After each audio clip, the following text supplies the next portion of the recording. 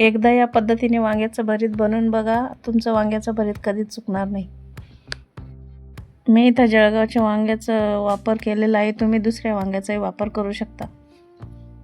सर्वात अगोदर आपण वांगे धुवून घेऊ व चाकूच्या सहाय्याने त्यांना आपण चिरा मारून घेऊ. त्यानंतर वांग्यांना तेल लावून घेऊ व गॅसवर भाजून घेऊ. वांगे भाजायला जाळीचा वापर करत आहे. तुम्ही गॅसवर बी भाजू शकता. वांग पूर्णपणे काळे होईपर्यंत भाजून घ्यायचे. आपलं वांग व्यवस्थित भाजलं गेलं आहे. अशाच प्रकारे दुसरे वांगेही भाजून घेऊ.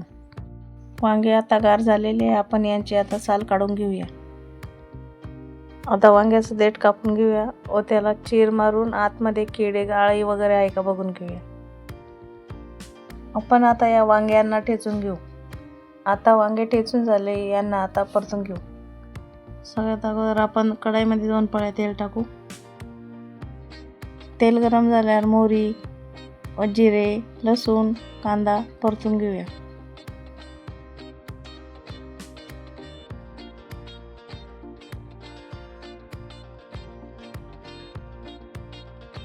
त्यानंतर शेंगदाणे व हिरवी मिरची टाकून परतून घेऊया.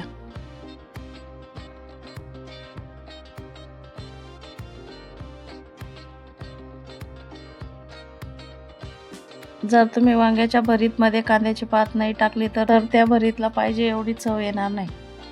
पण तुम्ही भरीतमध्ये कांद्याची पात टाकलीच पाहिजे.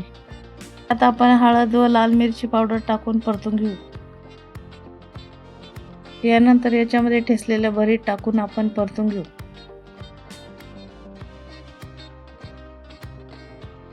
यानंतर याच्यात चवीनुसार मीठ व कोथिंबीर घालून मिक्स करून घेऊया.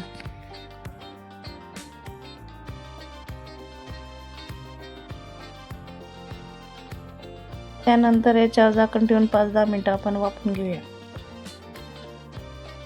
आता आपलं वांग्याचं भरीत तयार झालेलं आहे व भाकरी किंवा पोळी सोबत खाऊ शकता.